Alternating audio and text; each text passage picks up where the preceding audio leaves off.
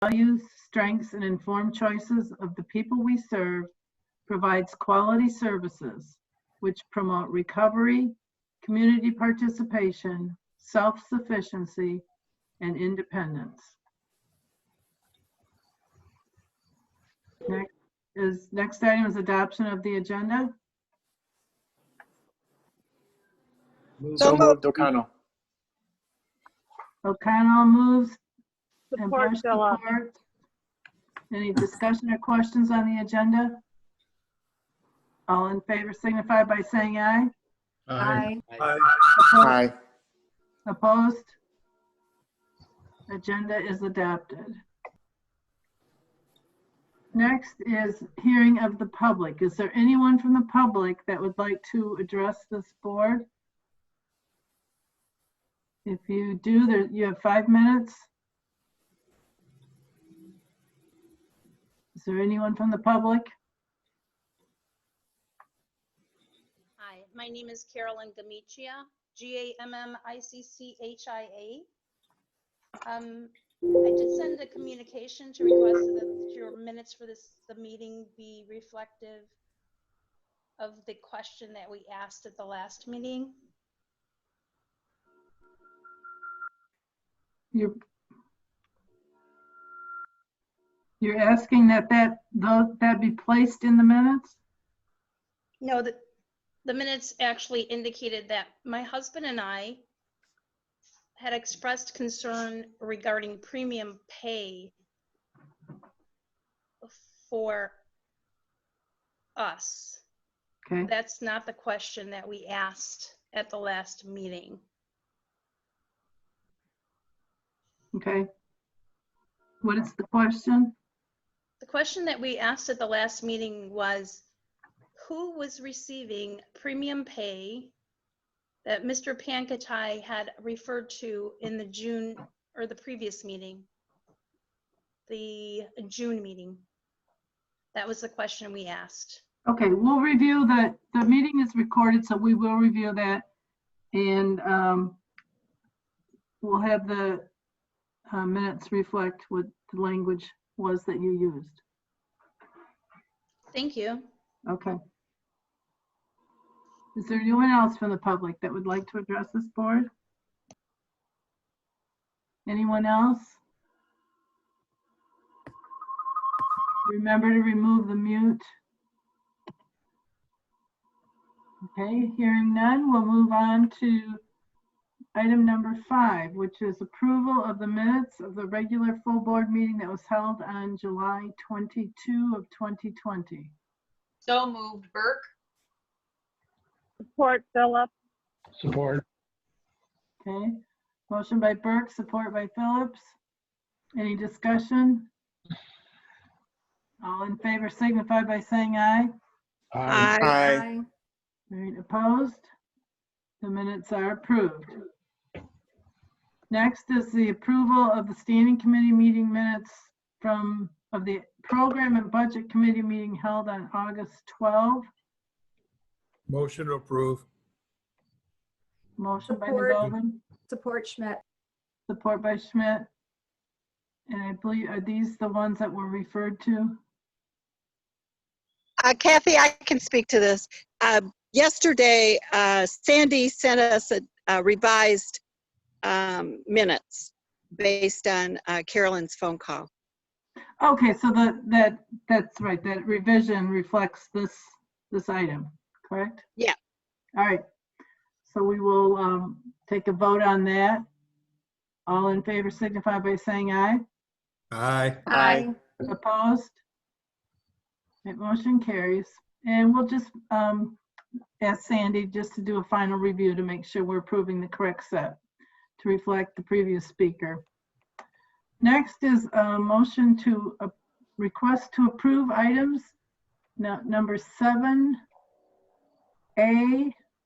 through D are items that we discussed and approved to forward to this committee 2 weeks ago at the program and budget meeting. So moved, Burke. Support Schmidt. McGovern.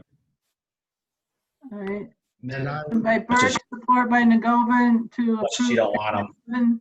Yeah. Madam Chair. Can we also include item H as well? That was also discussed at program and budget. All right, so motion to approve items A through D, and then item H. I'll amend my motion to include H. I don't know if I have to amend or fill. I Yeah, can that's second. fine. I just change that as the seconder, Ms. Nagovan. Do you still Support. second that? Okay, And I would just note that the one that Brian and I opposed, because we didn't have sign off from corporate counsel, we've now received sign off from corporate counsel with Great, thank you. one change. sure. Thank you for bringing that to our attention. All in favor signify by saying aye. Aye. Aye. Opposed? Motion carries. Then we'll go back to item 7E, which is the 2021 CMH SP contract.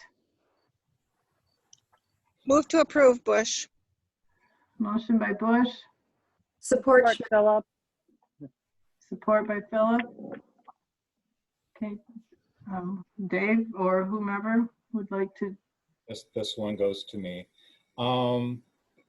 What I'm asking for specifically on this is we do not have this document. The state is now using, it's called eGrams, the website, to post our contracts. They did post this document and then they pulled it back to work on the allocation. They have not put it back in there. I have spent a lot of time and a lot of emails back and forth, and I do not have access to that document yet. My specific request is that the board grant me permission to sign it when I do get it, subsequent to the review and approval by Corp Counsel. That way, it was supposed to be signed by today, but I don't even have it. So rather than wait until the September board meeting, I'm asking for approval to sign it once Corp Counsel has reviewed and approved it. David, Kathy, can I ask a Yeah, question? yeah. David, this is the PIHP contract as was, no, this is the CMH contract, I'm sorry. Yeah, E is the CMHSP, F is the PIHP. Okay, so these two are both contracts that were negotiated between our state association and the state. And we really don't have an option to amend them or anything. We accept them or we go out of business, basically. Pretty Go much, ahead. we have been an active part of the review teams Process. for both contracts. Monday afternoon into early evening was the PIHP contract review. The state has moved the PIHP contract, which is item F, into the standard state template. So it's a brand new boilerplate for the contract. The 10 PIHPs were all on the call and we went line by line through the PIHP contract and looked at all of the comments and changes that we had placed in there. So it has been a collaborative effort. The State Attorney General was leading that meeting. He made it clear their intent was not to, make significant changes. They're just trying to get all contracts into the same template. We have been involved. There's another PIHP contract review meeting Friday. Okay, so but my point was that these contracts are basically whether we're going to be in business or not, and are negotiated, and you've been participating, but at the state association level by either the PIHP directors or the CMHSP directors, and since we haven't seen them, I don't know this, and I suspect I know the answer to this question, just my continual pet peeve. Are they including the rates in the contracts yet, or are we still going to have to be waiting rates? On the CMHSP, they took us back to change the allocation amount. So I do not know the exact general fund dollar amount in the CMHSP. We have gotten, and Richard is on, the projected capitation for next fiscal year. I'm sorry, I guess I missed that. Do the PIHP contract actually has the rates in it now? Richard, do you care to comment, or? Yes, we've received the rate certification letter from Milliman for the FY21 rates. Oh, very good. But we don't on the CMH SPs just yet. We will before we sign it. That's what they're working on right now. And I do have the PIHP draft template. Excellent, excellent. Obviously, these contracts are something we're going to amend on a point here or a point there because they're negotiated at the statewide level, and they're all consistent through the different agencies, and I appreciate that. In the past, we have seen our rates not set, or our allocations not be set until literally months after we've been asked to sign the contract. So the fact that that's changing, I think, is commendable. And I'm going to support this motion. Okay. May I just remind people, if you are not speaking, to please keep your device on mute so we don't have feedback. And all right, so right now we are discussing, we have a motion for item E, which is the CMHSP contract. We kind of discussed the PHP2, but we'll take that in a separate motion after this one. Any other questions about the CMHSP contract, the concept of what we're approving, Dave, to sign it after Corp Council has reviewed it? Any other questions or discussion on that? All in favor signify by saying aye. Aye. Opposed? Motion carries. Next is item F, which is the PIHP contract. So move. Motion by Sarah Matero, Support Schmidt. support by Selena Schmidt. Any discussion on that?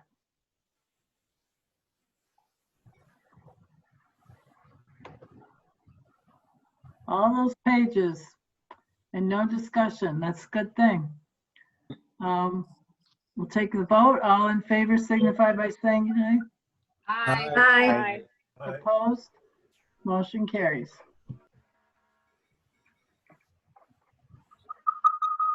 Next is item G, which is the MCCMH rate amendment. Molina Healthcare. So moved, Burke. Motion by Burke. Support from Kraft. Okay. Any questions or discussion on that? Dave, you want to just give or whomever, give a brief overview on that? This is with the ICO, so this would be the My Health Link contract, and they're just adjusting the rate so that the contract boilerplate remains in effect. The new rates and the new withhold amounts. So this contract comes with the clawback process in there, where they withhold the performance amount here. And then if we meet the performance indicators listed here, we can earn that back. So that's what it describes. It's been, yeah, it's standard and we don't have any problems with it. Okay. And it was Thank you. by Aaron. Any other questions? All in favor signify by saying aye. Aye. Aye. Opposed? Motion carries. Next is item I, Aetna Better Health of Michigan. This is a new item.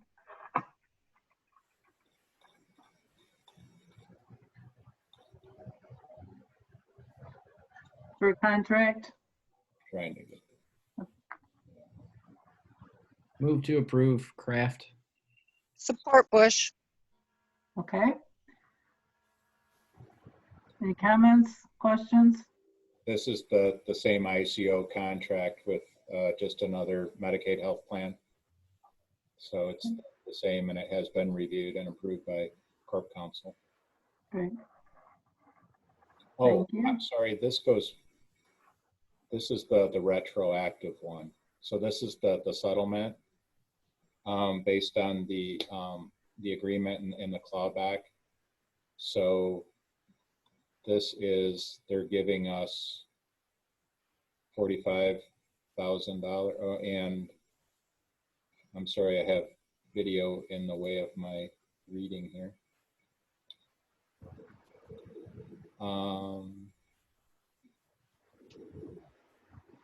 Equals total payments to the PIHP of $339,000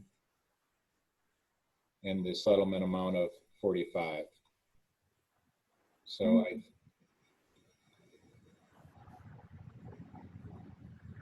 Is this the lawsuit we discussed at the last meeting? No, this is not a lawsuit. It takes the ICOs a while to go back through all of the data and the contract and the reporting guidelines and calculate the settlements. And then we've been going back and forth with them to make sure we're on the same page with that data. And it took some time. So this settlement goes back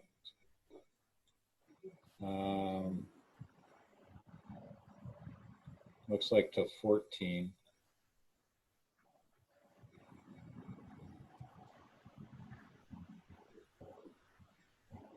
So it's a cost settlement? And how do we allocate it to the proper year? Or maybe this question's for Richard, or we just end up allocating it all to the current year? Yeah, I think we put it all in current year, but Richard, can you?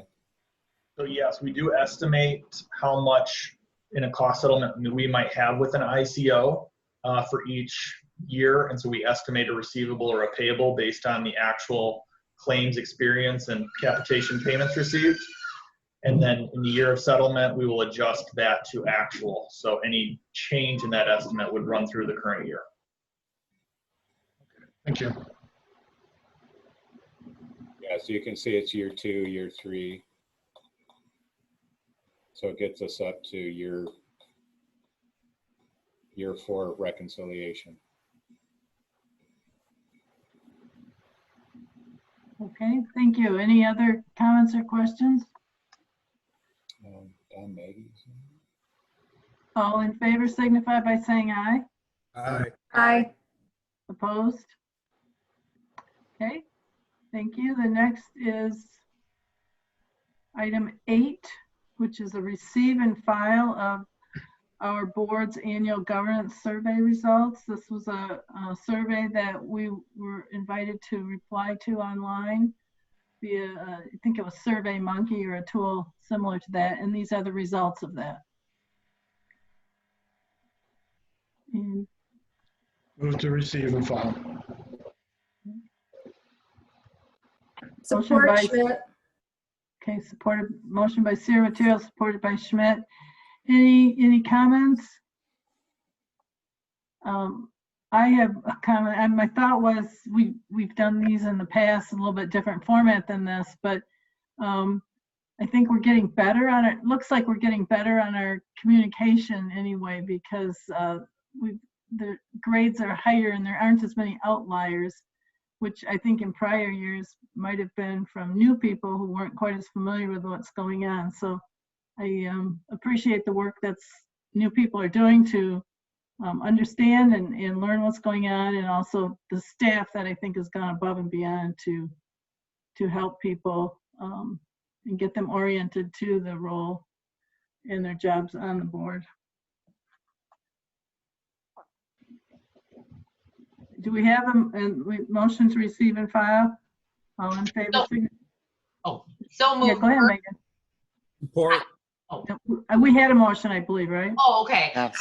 That's what I thought. I just wanted to say, I agree, like, as one of the newer members, I actually thought it was good.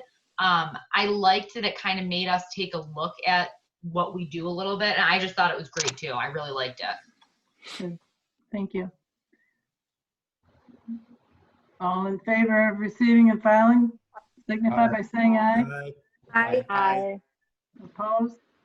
Motion carries. We have another document in our files. And then next is a compliance report presentation. Dave, you want to cue that? Yeah, this is an annual review process. Previously, you might remember that Raymond was doing our compliance exams. With Richard as our interim CFO now, that went to our new firm. And I will let Richard introduce them, and they will do their presentation to the board. Yes, good evening. So as Dave mentioned, one of the things that we're not allowed to do when we're both part of management, which I am now as your interim CFO, is any assurance related services. So we can't both do the work and then say, yeah, we did a good job. That doesn't work. So that being said, we did bring in an audit firm that does a lot of compliance exams within the state of Michigan. So Derek Miller is the owner and the lead auditor from that team. And they do most of the PIHPs and CMHs actually in the state of Michigan. So their qualifications are excellent. And so I will turn that over to him, and he can provide some of the results from our 2019 examination. Thanks, Richard. Thanks, Dave. Appreciate that. Yeah, just to tell you a little bit about the firm, we're located in Alma, Michigan. CMH Industry is our leading area of expertise. We provide audit services to 25 CMHs in the state of Michigan, as well as 6 PIHPs. So that's kind of been our niche area for the last many years. And we've continued to specialize that and stay up to date. We found that the CMH industry was moving and changing so quickly that we really had to specialize in that if we were going to be able to keep up with the changes, which I'm sure you guys are familiar with how frequently those happen. So what you have on the screen in front of you is the presentation that I pulled together. The presentation was pulled together based on information that was included in our compliance audit report. This is just a summary of the information that was included in there, and I haven't really included anything new. So there should be no surprises, but I just wanted to touch on the highlights with you, cover any questions you may have as I'm going through that. Where I always like to start is with the auditor's opinion. The goal of our work is to get to the point where we can express our opinion, and I've highlighted some key phrases here. Essentially, it states that we've examined Macomb County's community mental health agency's compliance with the requirements described in the compliance examination guidelines issued by MDHHS. It is management's responsibility for compliance with the requirements of the laws, regulations, contracts, and grants, and that it's our responsibility to express an opinion on the PIHP's compliance. The real meat that you want to hear here is our opinion. And that states that in our opinion, if we could go back up, I'm not quite, there we go. In our opinion, the PIHP complied in all material respects with specific requirements referred to above. Now, what that's saying in auditor speak is that's a clean opinion. That means that we did not find any material non-compliance There are a few other matters that I've noted here, but I do have a little additional information I guess I do want to add, because we often have a question of what is materiality, you guys say, in all material respects. And so I just wanted to share with you, misstatements are considered to be material if they could reasonably be expected to influence the relevant decisions of the intended users. So as you can see here, we've noted that there are no material noncompliance. However, there were 5 different comments and recommendations we made as a result of our audit procedures, and I will share those with you. But before I move on from that, was there any questions there? Okay, great. So the next page is the schedule of findings. If we did have any material findings, they would be listed here. I won't read them to you, but essentially you can see that we have none of the 3 areas we were required to report on. Okay, continuing down, we'll get to the comments and recommendations here. So this is our first comment and recommendation of the 5 that we have. This first one relates to examination adjustments that we found were necessary to be made to the FSR, or financial status report. Anytime as a result of testing that we perform, there are examination adjustments that are necessary, which means that we found the reporting didn't necessarily reflect our expectations. We do have to show a comment or recommendation to reflect that. Depending on the nature and the size of the recommendation of the examination adjustment, that may or may not be material. In this case, it was not material to us, and I will show you on the following page what the adjustments were. I do want to note most of the adjustments were necessary as a result of changes to the trial balance that were posted subsequent to when the FSR was prepared.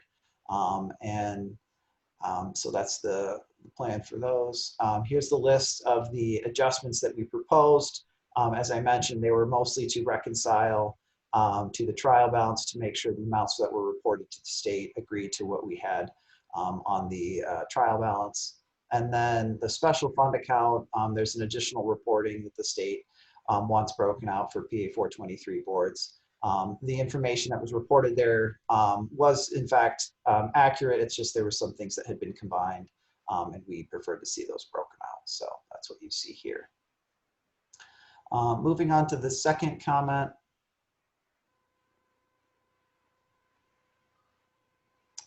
Cost allocation basis. So during our testing, we look at the way that the organization goes through its costing for internal services that are provided. We find that there's a lot of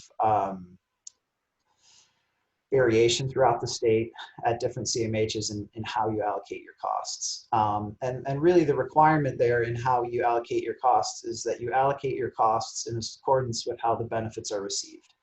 And if that sounds incredibly vague to you, that's because it is. But what we found in our testing was the methodology that was being used was that all costs were essentially combined together into a single cost center, or in this case, ORG-key, and then it was allocated out to the funding sources. You know, it's a simpler way of doing it. Typically, we would expect to see a little more nuance to how those costs are being allocated. We discussed it with Richard, and he was already in the process of developing a different methodology, and I'll let him talk about that further if you have interest. But you know, when we did bring it to his attention, he was aware of it, but we just wanted to kind of formalize in here that our recommendation would be to revisit that, and he's already in the process of doing that. So the next comment is comment number 3. This relates to the administrative cost report. As you may be aware, the state requires all CMHs and PIHPs as well to report what their administrative cost is. CMHs have to complete the administrative cost reports, while PIHPs have to report the medical loss ratio. During our review of the administrative cost report, there were some items that we just found were left blank.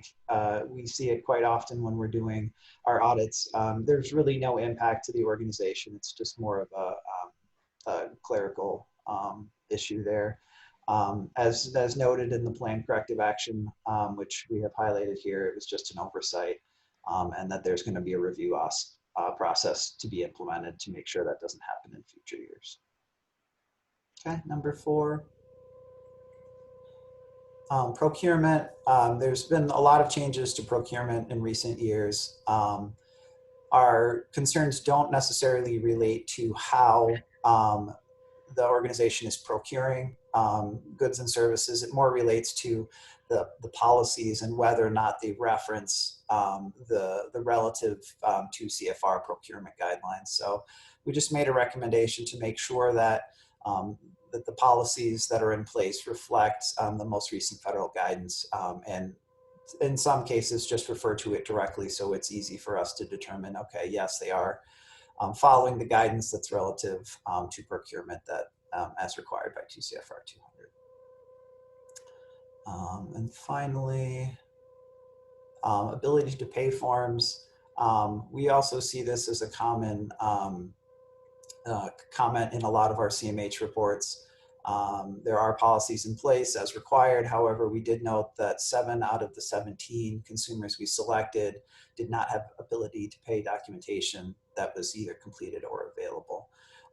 There was an interpretation that management intends to seek clarity on, but from our view, it didn't appear like those were being completed as required on an annual basis.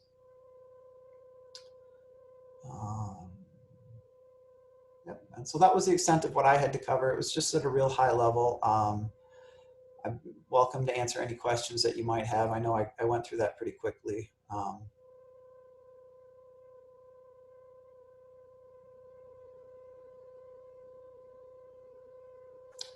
But yeah, I guess on the whole, the audit went very well. We were able to complete the whole thing remotely, which was kind of different for us. We don't usually do that, but we've had to do it with all of our CMHs and PIHPs, since March or so. We appreciated Richard and his staff ability to work with us as there were some challenges trying to do some of those things remotely, but we really appreciated the support and assistance we got from his staff in pulling supporting documentation and answering our questions. Great, thank you, Derek. I didn't see any hands raised in the box. Does anyone have any questions? No follow-up? All right, Derek, you did a good job of explaining it. Thank you. Kathy. So a motion to receive and file. So move. Support. Okay, all in favor signify by saying aye. Aye. Aye. Opposed? All right, another file, document for the file. Then we have item number 9, which is the resolution for Donna Conjemi, who is retiring. So move. Motion by Sierra Maturo, Support Schmidt. O'Connell. support by Schmidt. All in favor? Aye. Aye. Aye. Aye. I guess we'll let her retire. She's announced it enough, so we're gonna have to let her.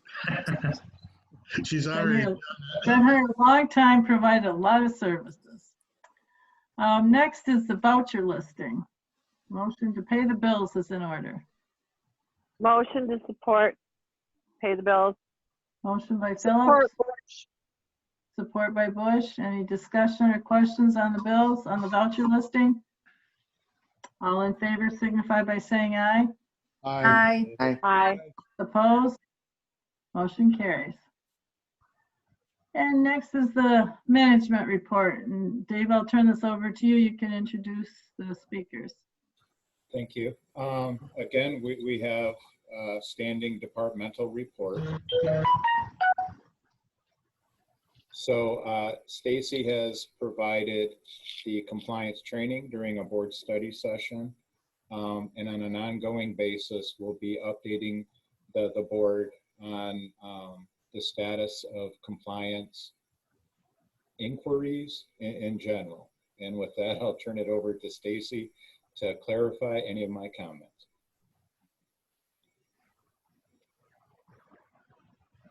Dave, can I share screen and pull up the presentation? You got it. Okay.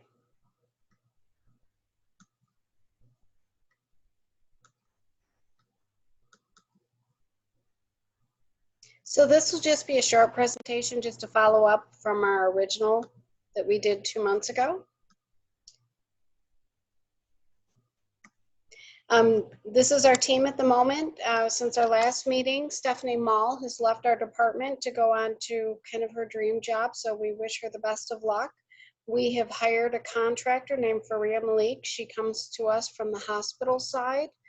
She was an attorney doing an awful lot of work on the physical healthcare side, and we were very, very fortunate to find her.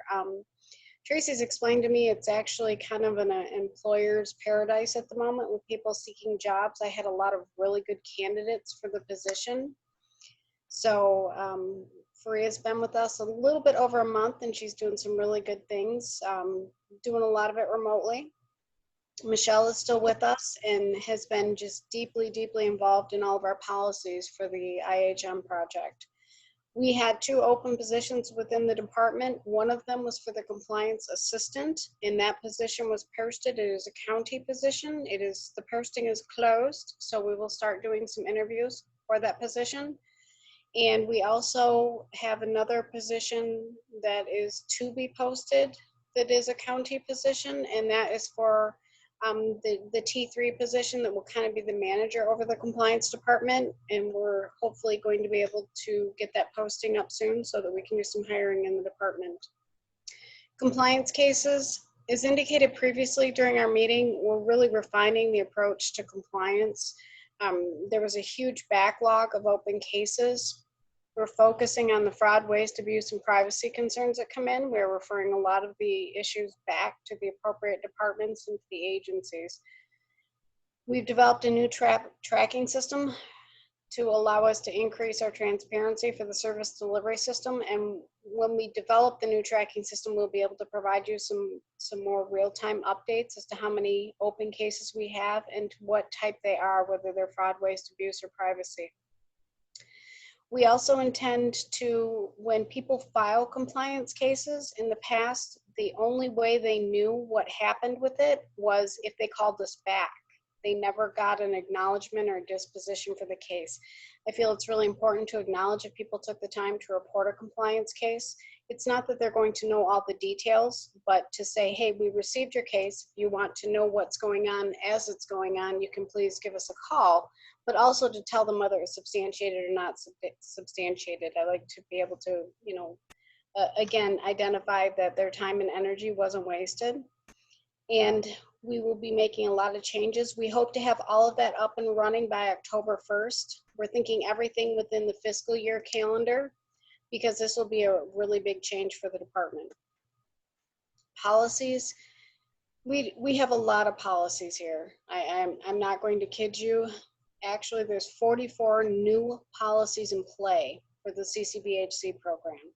That is a lot of policies to add on top of 205. At this point in time, there are 13 of those policies that have been going back fast and furious between the executive team and the people who were actually assisting with developing those, so that we can have those uploaded with Jim Losey's CCBHC submission. But after those 13 are uploaded, then we're going to have to do the other to make up the 44. Updates, as I indicated, we hired a compliance coordinator. The 2 positions that are posted. We are revising all the policies related to compliance. The one that's kind of the most important to me at the moment is the policy on policies. Policies can't just be a pass-through concept every year. You ask people just to sign off that the policy is still okay. We want people to really think about why they developed the policy, what is it intended to do, and also refine the notion of a policy versus a procedure. Procedures have a lot more flexibility and can be more fluid over time based upon changes in our contracts and regulatory requirements, whereas a policy requires much more on the front end. We're also going back through all of the open cases to determine whether they're relevant and require an investigation or not. We had, at the time I wrote this, the intention was to actually bundle all the policies for one department and go through them with that department to get everybody to understand that a policy isn't something that just continues on and on and on. And we thought access would be a good place to start. Because of the work share and things like that, that wasn't very feasible for us to do within the last 2 weeks. But we will be picking a department to go through those policies. And again, we are scheduled for ongoing quarterly meetings with the compliance committee and reporting out to the board and every other month basis. Did you have any questions? Yes, Megan. Oh, I'm sorry. Do I get to call you? Go ahead, Megan. Thank you both. Just in terms of compliance wise, Dave, I know you sent that email out explaining that we have the like corporate trainings we have to do. I have not, if I'm being honest, I have not logged in yet, but I did not see a due date on there. Is there expectation of a date that we have to do those by? Couple of things before Stacy answers. One, apologies, but tomorrow you will be getting a step-by-step to how to log in and register for those. Okay. And then I put out the email. If you did attend Stacy's prior compliance training, we'll go into the system and mark you as complete. Right. And then Stacy, do we have a due date? It appears they're due on the 18th of September is how they were set in Relias. Okay, perfect. So, because like I emailed Stacy to say, hey, I was there for that training. So that was just one of the few we have to do though, right? We still do have to do the rest. Okay, that's what I thought. Right. Thank you very much. Thank you. Any other questions? I have a question. Is the training that Megan's referring to the one you did at a prior meeting? Yes, it is. Okay. All right. So we can, most of us can reply to that then, I guess. Perfect. Anyone else? Any other questions? Yeah, you're kind of, we've been bouncing back and forth here. I'm not understanding. Those of us who did it, we've done the first one, but this list you're sending us will be additional ones that that is we correct. Still need to do, whether or not we did Stacy's first. And you're going to kind of like put it all in an email and tell us how to sign up for each. Is that what you said, David? Yes, you'll be getting screenshots and step-by-step directions on how, along with your individual password for the Relias system, you will need to log in. There'll be a list of trainings. If you went to the compliance training from Stacy, then you do not have to take it in Relias, but there are other trainings that need to be completed by September 18th. Gotcha. I just want to say I probably spent just trying to go to their website today. I probably spent a good 55 minutes just trying to figure out everything, but I did do it, so I'm good. But it's a little bit confusing to me. It was a little confusing. Well, if anybody needs tech support, Lori's available. I was gonna say, so Kath, that she can train me. Great, Lori. Lunch on you.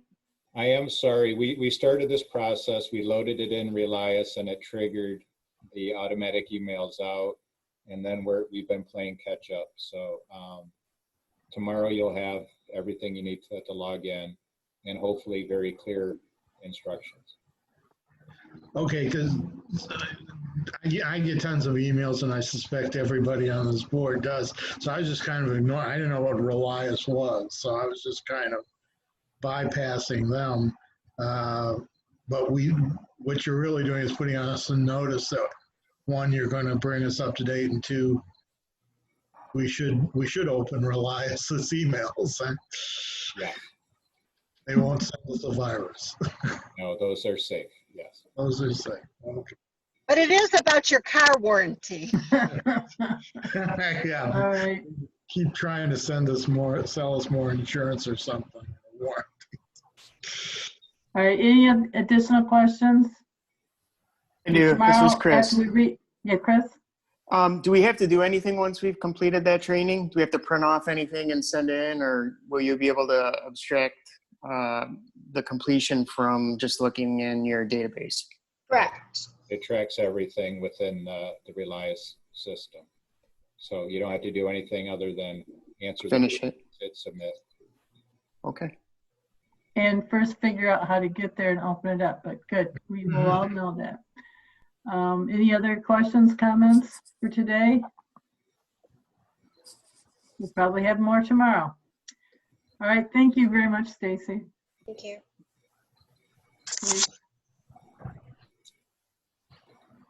Next up is Cyndia. Cyndia's put together an update for you on the communications plan for the coming year. Cindy, do you want to share the screen? Oh, yeah, I can share the screen. I can scroll through it if it's. Give me a second to get to it.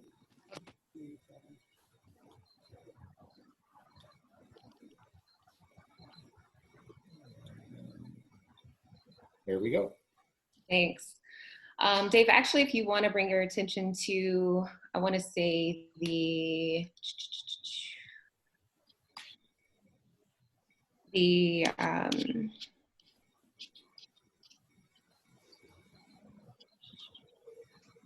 fifth page.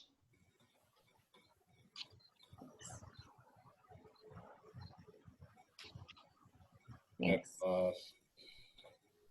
Awesome. Thank you. Hi, everyone. How are you? It's been a while since I've been able to speak with everyone. I hope everyone's been doing well. So I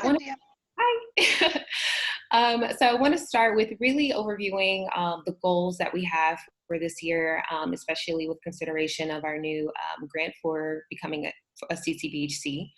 And so what that really outlines is really strengthening our branding and our media presence, expanding our internal and external communications, creating brand awareness around the expansion of our services, and raising funding for our programs and services for the years to come. So a few things that I want to speak to about that really are in regards to our marketing plan. I know you guys have probably had the opportunity to read over some of the strategic measures that I've created and the tactics, but really bringing your attention to some of the more funner things that we have planned for the year.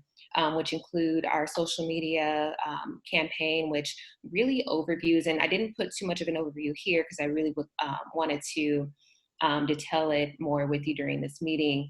But our plan really entails engaging with our external audience, building our external audience, and driving traction back to our new website, which is slated to go live before the new fiscal year begins.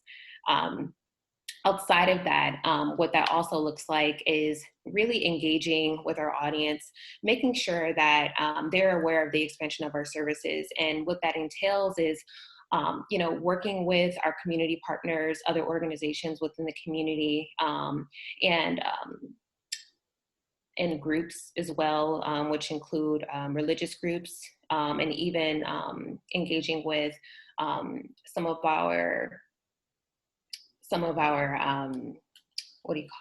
police officers. I don't know why that slipped my mind, but engaging with police officers as well on the ground to make sure that they're aware of the services that we provide and have all the proper information in terms of, who we are and what we're doing in the community. So what that looks like so far is, developing a strategy, which we have really kind of thought through. And Dave and I have really been in talks with engaging with some of our sergeants. So I believe his name is Sergeant Gillespie. Is that right, Dave? Yeah, Sergeant Gillespie from the Sheriff's Department. Yeah. And we also now have contacts with the East Point Police Department, and we'll be covering all of them eventually. But yeah, we're off to a really good start, and the needs are increasing, so it's a good mutual connection right now. Yeah, so really taking that opportunity to engage with them, provide them with, a lot of print materials, and information that they'll be able to kind of keep with them, just based off of some past initiatives that I've been able to execute while working with some colleagues in the office. I did develop, and I think I actually might have provided some for each of our board members as well.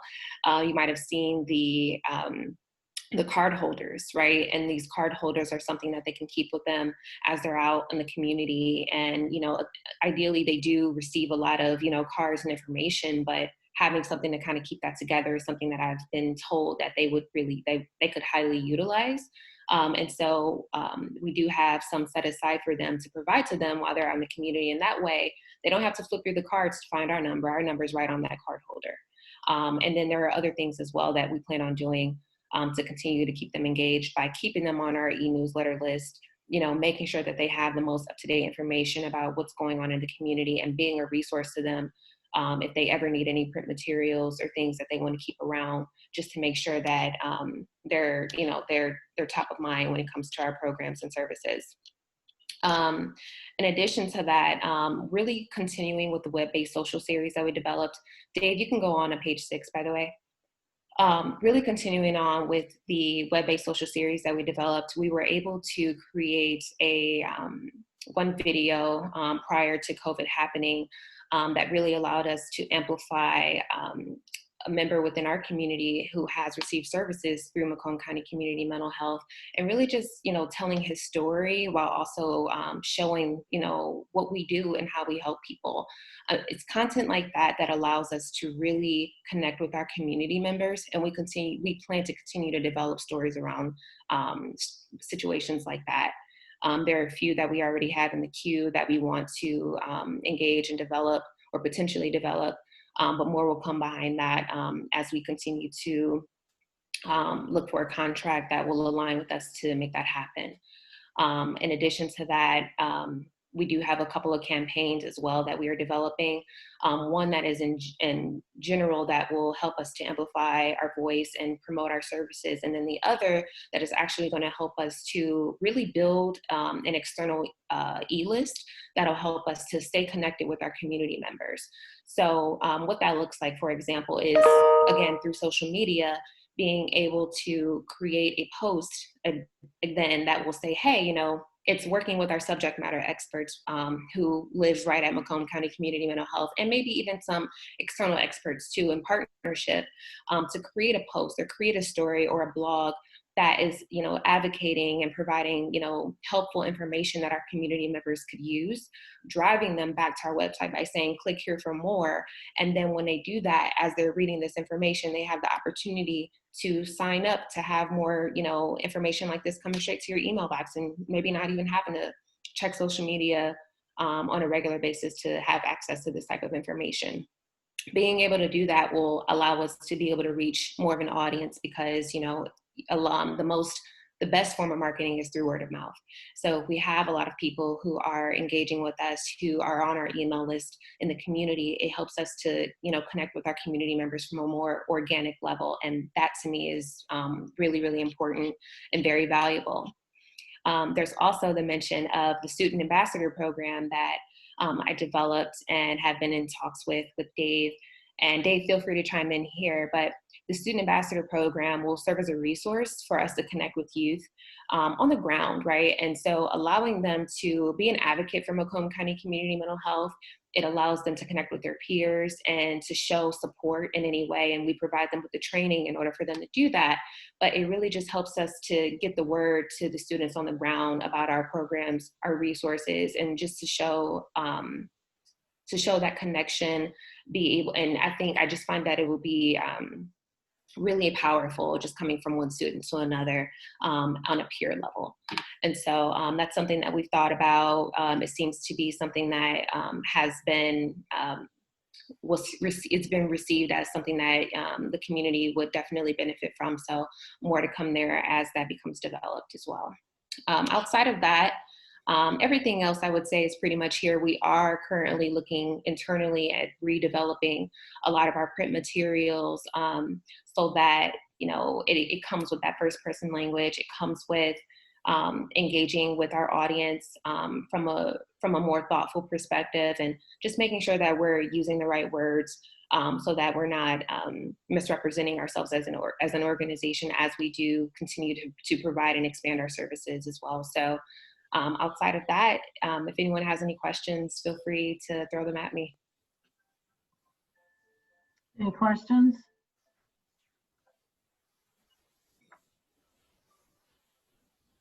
Well, thank you, Cynthia. This is great. I'm sure there were plans before, but we never saw them all and were aware of all the details that were in them. So we really appreciate you continuing to inform us of the plans for marketing and communication.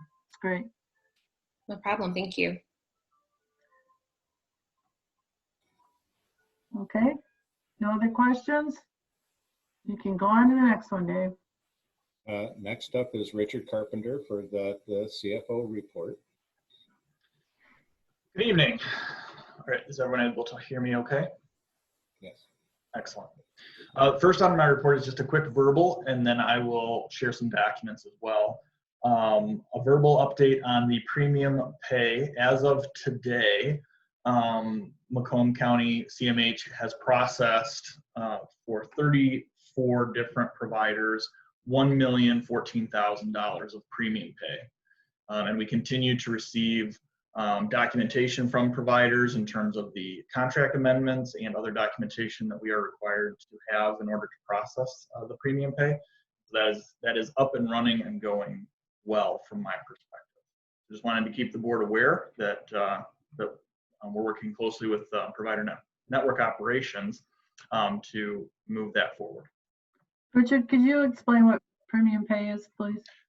Premium pay is also known as the direct care wage pass-through. So starting April 1st, do qualify for a $2.24 premium. So $2 to the employee and then 24 cents to cover employer-related costs. And so we are in the process of getting that pushed out to our provider network at this time. And Richard, does that continue or did that end July 25th? We did see that the Senate Bill 690, I believe it was, ultimately made it into law, and so that does continue all the way through September 30. Okay.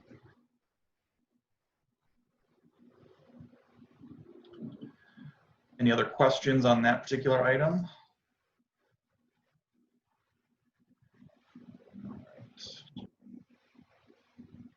So moving on then to our next, I got two handouts, and I apologize for these not making it into the packet this particular month. Unfortunately, I had a family issue that arose and caused me to be not on the top of my game this week, so I apologize for that. Are you guys again, or should we try to screenshot it or something? These will be distributed. Oh, okay. So we have the June 2020 monthly finance report, just a couple of highlights for the board.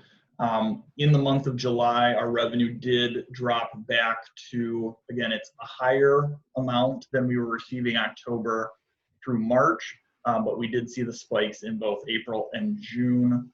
Again, the April spike was related to the retro rate adjustment that the state put into play for October through March. May was, I guess, a new normal month. And then June was a spike related to the additional direct care wage revenue that we did receive from the state. So that spike is for the April, May, and June direct care wage or premium pay that we're pushing through. We will see another spike in September to cover the July, August, and September premium pay that we're going to be pushing out. So again, consistently trending above revenue from last year, which is good. We'll keep an eye on that revenue trend as we go forward. In terms of eligibility, we've seen a little bit of a bump in the May-June timeframe, but again, we're not seeing the significant spike in eligibles yet. So still going to keep our eye on that and see if the impact of the unemployment rate increase is going to cause that to spike. Just as a reminder to the board, with the new process this year, up to 6 months after the fact, we can still receive payments for eligible. So that spike could take a couple of months to start to show in the data. Moving on to the balance sheet, just some comparatives. Our cash and investments, as a highlight, is up significantly from September 2019. And that primarily relates to the increase in the funding that we did receive this year.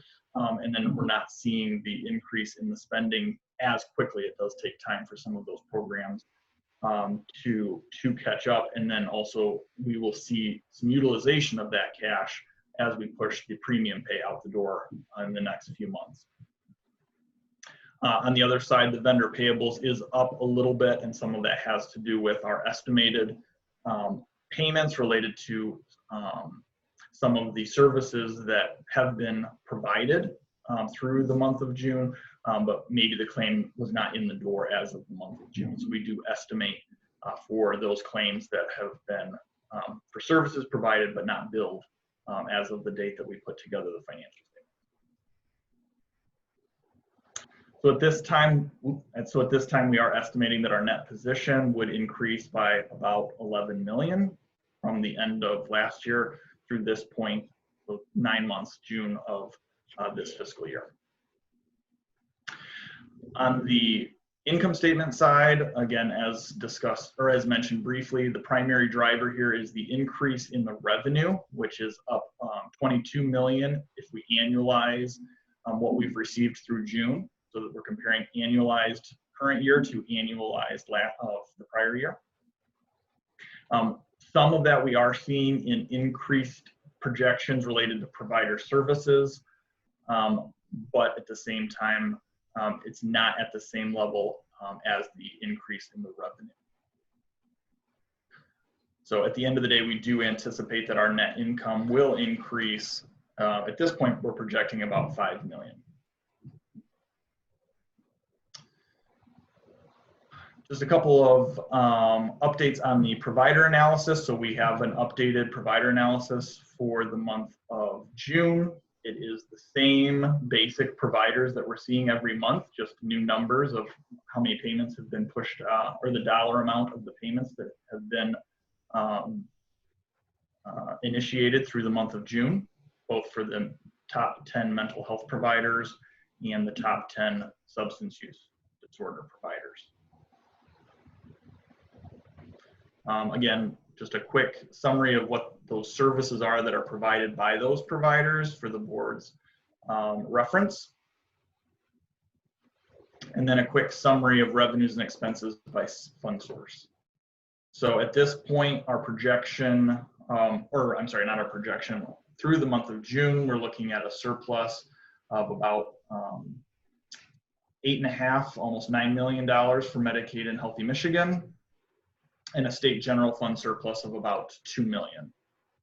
Just to touch on that a little bit, we are having some conversations about the availability of the state general funds and if we should be considering ways that we can utilize those funds, either for programs within the county or potentially as a 236 transfer, which is a common practice in other parts of the state.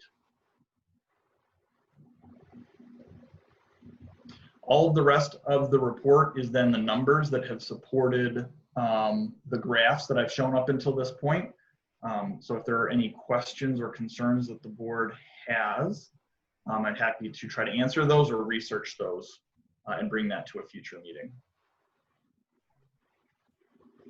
I have a question. Go ahead. What's a 236 transfer? If a 236 transfer is a transfer that's allowed under Section 236 of the Mental Health Code, whereby one community mental health service provider, so Macomb, that is anticipating a surplus in funding for the year, can transfer a portion of that surplus to another community mental health service program within the state of Michigan that is projecting to overspend their current general fund allocation. So it's a mechanism that we are allowed to utilize to help our neighbors, so to speak. I'm sorry, go ahead, Dean. I was just going to say thank you. Oh, I was going to say, Richard, isn't that really something that's generally used where there are multiple CMHs within the same PIHP? It is very common that regions within the state will perform 236 transfers within their region first, since they already partner with one another related to the Medicaid and the Healthy Michigan funding. So I would say yes, it's more prevalent from that perspective, but there's nothing that requires you to do that. I guess anticipating the question that Linda already raised, rather than lapse the money to the state, if we have needs for services that we haven't been providing because we've been short on general fund dollars or in any of our other accounts, can we transfer the money for instance, if we needed some, well, we can transfer it, I guess, or we can use it anywhere where we have shortages in service delivery, right, David? We've been looking at trying to make sure we've restored services, and GF services have been pretty dramatically cut because GF was dramatically cut. I'd hate to see this money not be used to restore some of those, although I know we're late in the fiscal year. I'm touching on that in my report, our provider stability plan and what we're doing. The general fund cannot just be, it's not unrestricted dollars. There are a lot of strings attached to it that we have to make sure. And it is difficult. We are making sure, Richard and I have spoken, the timing of him coming on and getting our our financial forecasting underway was later in this fiscal year. Sure. Going forward, we'll be able to better track that and plan for it. But this year was a little difficult. But I'll touch on more in my report. Okay.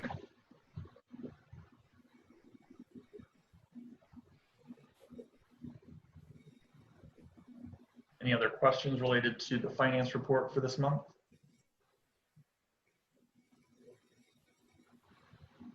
Okay, thank you, Richard. All right. The other item that we do have under my CFO report for this month is a first read of the proposed budgets for fiscal year 21, 22, and 23.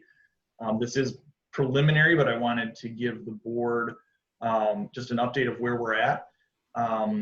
As was mentioned by Nick in his question related to the PHP contract, when I submitted the proposed budget to county finance, it was before we had the certified rate letter from Milliman, because that did come out late in the month of July.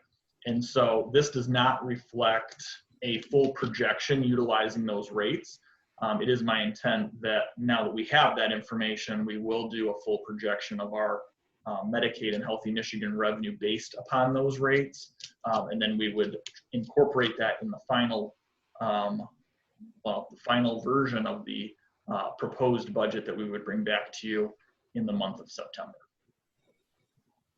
The first page of the budget, of the proposed budget, is going to be just some high-level assumptions that we are utilizing when preparing the proposed budgets for the county. And so just at a high level, at this point, we're anticipating an increase in both the Medicaid and Healthy Michigan revenues of approximately 1%. So that's being built into, that is currently built into the revenue side of the budget. And we have no planned use of the Medicaid Internal Service Fund for any of the 3 projected years. So we do anticipate that the revenue from the state will be sufficient to cover our necessary expenses to meet the service demand within the community.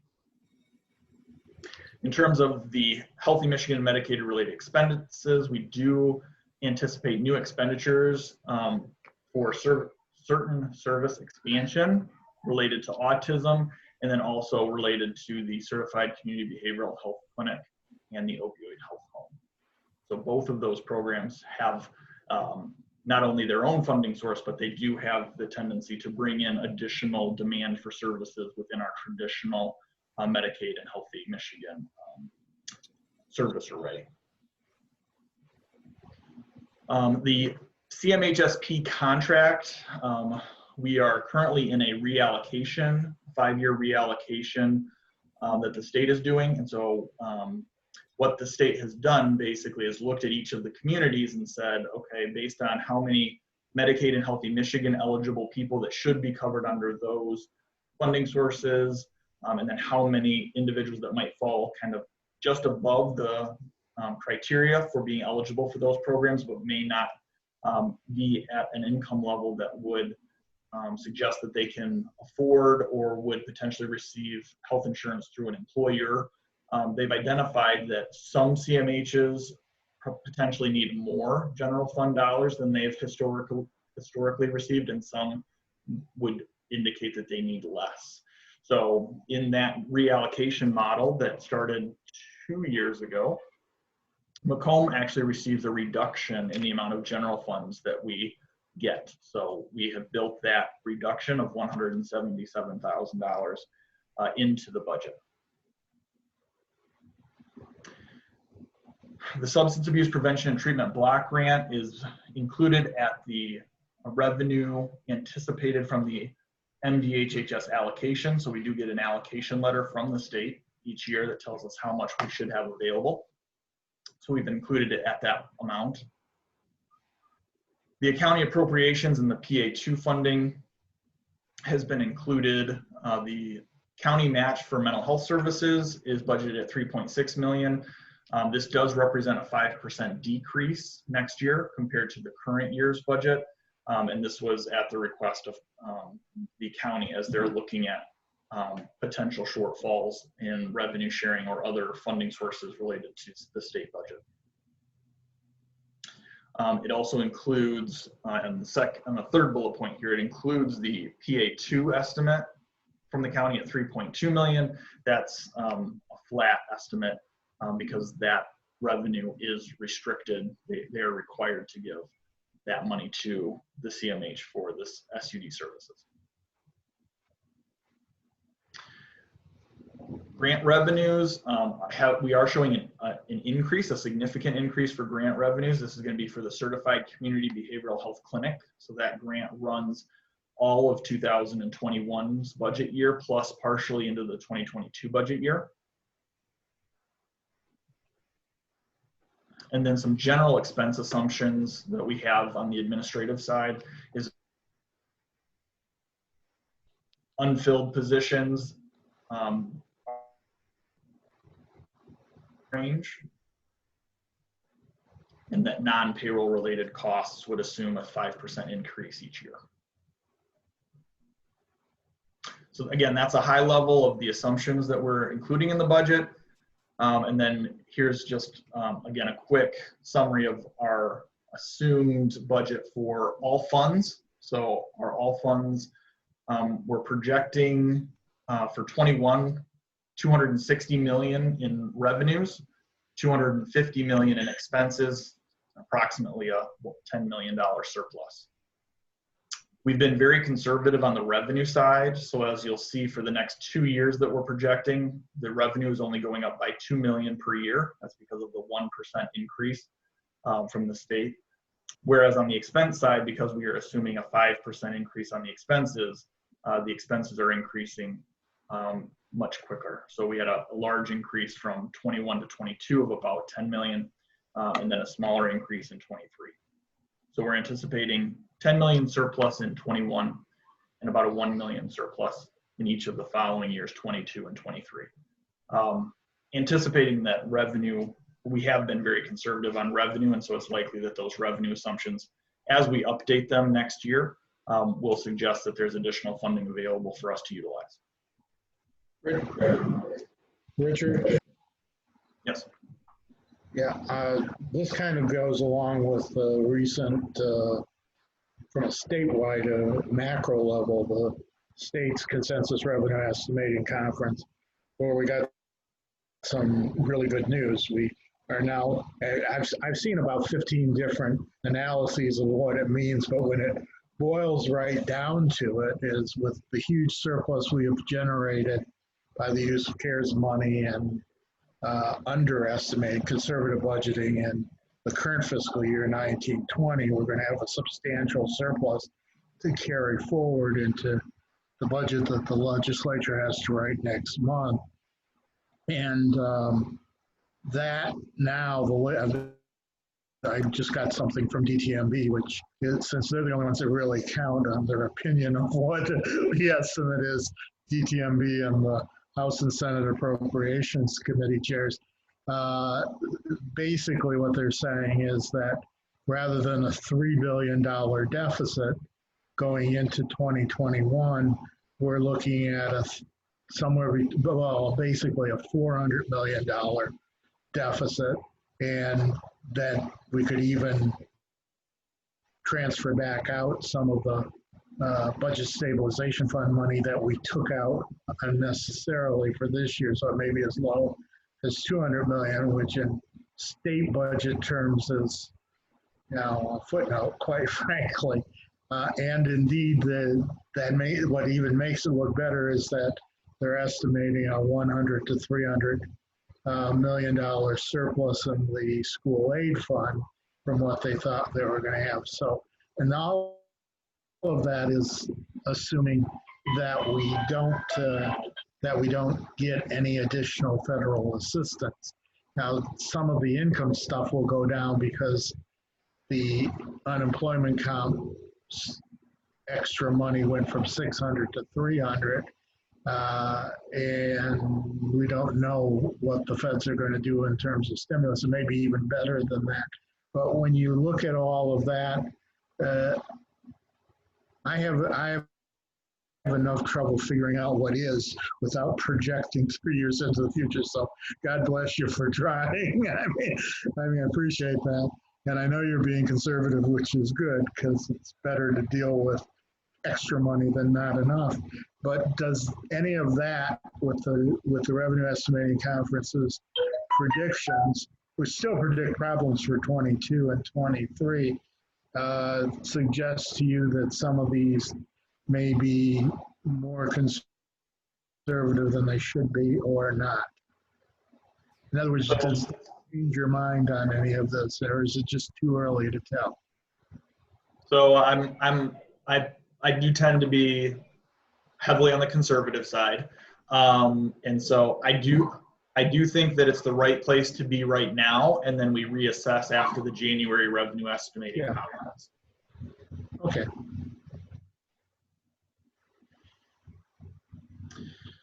So one of the things that I'm not going to touch on a lot of the details today related to the budget, I wanted to give the board a kind of a preliminary look at what we are doing. Is there will be supporting detail by fund. So we will have the mental health fund, the substance abuse fund, and the grant fund broken out when I present the final budget in September. But I did want to get any high-level feedback from the board. Is there anything from this budget presentation that you feel is significantly lacking in terms of what you need to make a decision in September, so I can make sure that I'm including that for you? Oh, that's very good. Thank you. Anyone else? I have a question. I have just a question. Where the ISF, not the ISF, the reserve, where is that? Because we anticipate the reserve is not going to have any money put into it or out of it, there is not necessarily a budget required for that. But I could footnote the balance of the ISF that we anticipate having each year, if that would be helpful. Yeah, I think it would. We're going to be all right. We're not pulling anything out. But where is our ISF right now? We are anticipating that we're going to end the ISF this year. Let me grab the financial report. That we would end the ISF this year with fully funded at 15.7 million. And then have additional savings available of 10.5 million. So I anticipate to be fully funded at the end of this year. And I don't anticipate using any of that for the next 3 years. Thank you, Richard. I have a question about the county match. Is that a one-time thing? Is that a footnote type of thing? At this time, my understanding it's been a one-time request. I have not seen anything that suggests that it will be additional decreases in future years. I've not seen anything that would suggest they're planning to give it back in future years either. So we've built it in as a reduction and then held it flat for the remaining 2 years. Right, it's 10%. You held it flat. Okay, we don't have to By solve this. statute. We don't need to solve this right here tonight because this is just, the first draft. But I would like to have some discussion about that amount and about that practice for the next 2 years, because that could be very significant in the future if we go to an authority. Agreed. That's definitely a part of the conversation. Okay. Good question, Kathy. Good question. All right, anybody else, any other questions about the budget? It's first draft, so we can, if you think of anything else, send them over to David to pass them on to Richard, or send them directly to Richard. All right, thank you very much. All right, thank you. That concludes my CFO report this evening. All right. And then I think last but not least, by no means least, is the CEO report.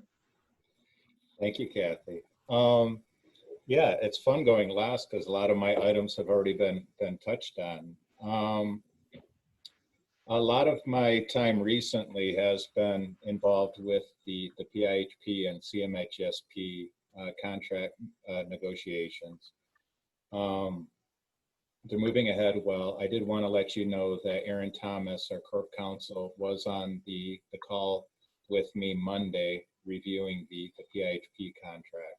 So, and Michelle Lindau from Stacy's compliance department is actively involved and has provided review and feedback all along there as well. So thank you to Aaron and Michelle. I wanted to let you guys know too, there was a recent survey that came out from the CDC on mental health services. It was startling. You might have seen articles, with the pandemic, with the shutdown and unemployment, just all the flood of bad news. That the mental health services and the need for mental health services is increasing. The statistic reported in the CDC study was, I think 25.4% of the children had considered suicide in the last 30 days. That was eye-catching, and it was from such a reputable source. It was then shared by folks at the Michigan Department of Health and Human Services after one of our calls. We're seeing increases to our crisis line calls. Nationally and statewide, the substance use is going up. The overdoses are increasing. So I think our CCBHC grant, it's the silver lining, and that will be very well positioned to help meet the increasing needs that are coming at us. I was on the phone today with the Macomb Intermediate School District. They're front line for these increases and are dealing with, all of those. Do we close the schools, keep them open? How do we handle all of this? So we're scheduling a follow-up meeting with the school system to tighten our responses and our collaborative services there. Cindy had touched on the police force. Of course, the police are frontline for dealing with this. Some officers with the East Point Police Department completed the critical incident training, crisis intervention trainings. And I saw an article in the paper too, the Madison Heights Police Force had some of their officers go through that training. They're doing that because they're seeing the increased needs in the community. So again, we're required to do this reach out for our grant It was in the works anyways. This is fast tracking it. But I think it's really going to help us be in a good position to meet the increasing trends. So we're a lot of activity going on in that area. On the provider side, some of these points were covered as well, but we do have a provider stability plan that's been in place since June. It's updated monthly, and it goes to the Behavioral Health and Developmental Disabilities Administration. Richard and Adam and I and Christina met with the Macomb Provider Alliance just the other day, just this week, along with Bob Stein, who's from the Michigan Assisted Living Association. They had some positive things to say about how Macomb County has been dealing with the providers during the pandemic. We have offered loans to our providers to help them meet, payroll costs and things like that. In addition, we've offered, ongoing or actual financial assistance that did not have to be paid back. So we opened up those lines of communication, told the providers how to contact us, what they needed to provide, and a fairly small number of them did reach out, and those are with Richard's department being reviewed. Some of those have already been addressed. We did share personal protection equipment. We received shipments from the state of Michigan, pallets full of stuff. Dr. Serpa, I know, was on the line. She was key in organizing our staff and organizing the PPE and getting it out to our provider sites. Richard commented on the premium pay increases. We're also looking at doing rate adjustments to help providers account for the decrease in utilization. So we're looking at services that were provided October 1 through March for consideration for repricing to help out some of our providers who had that utilization dip and were not able to convert it to a telehealth service. At the meeting with the Provider Alliance, I did give them, I opened it up as I had before and said, if they had pretty much any cost, any ideas on expenditures, we would be willing to consider it. We're under the clock for this fiscal year.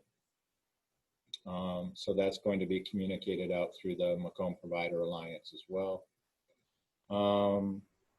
In addition, we did suspend the prior authorization requirement for community living supports for 2 months for April and May.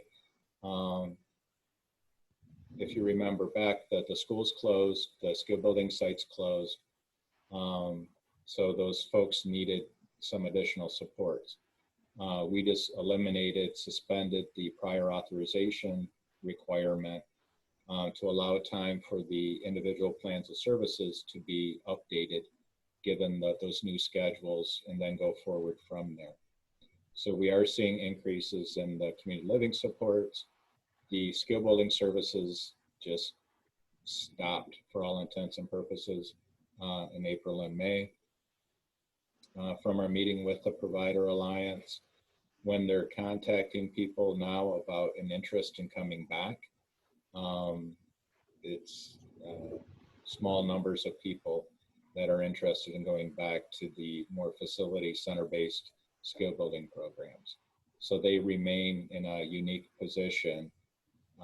And I've mentioned it in our meetings with the state to see if there's anything we can do to help them out specifically. But other than that, the other providers with the activities we have in place should be in a good position. We opened up the general fund benefit when the pandemic hit too. We were moving remotely. The employees at the state of Michigan had to move from their offices to working remote. And again, we didn't want anybody who was coming to us who had a Medicaid application in process go without services because of delays either on our side or at the state side. So we opened up all of our services, the full Medicaid benefit, to anybody who came in during the height of the pandemic. The state did shift well to those remote services, and we do have our own DHHS worker on site, virtually on site with us now, who is helping process those applications as well. We did reverse a across the board rate cut for the clinical professional services. And early on, we gave our licensed providers a $20 per diem per person increase to help them during that initial pandemic. And we're now looking at, they're getting the premium pay now through September. The Provider Alliance and Bob Stein did express concerns about October forward when the premium pay goes away. And they're, voicing those concerns at the state level as well. So we don't have any answers for that. We are watching it closely, and we're speaking up at our state meetings as well. On the hospital side, they did get a bump from the state of Michigan. It was we get a hospital payment called the HRA payment. The state increased that. We are only the fiduciary for those funds. The state tells us which hospital to pay how much, and we just basically cut the checks. Those were increased. And then for next month, we'll be bringing a proposal to you all to review for rate modifications for the inpatient hospital partners going into next fiscal year. So when I go by provider type, I think we have everybody covered, and everybody in general can reach out to us if they have any special individual needs, and that's been our consistent message all along. So that's our update on the provider side. The community outreach is going really well. The CCBHC is set to start on Monday. We do have our new, I don't know if I can pull it up fairly quickly.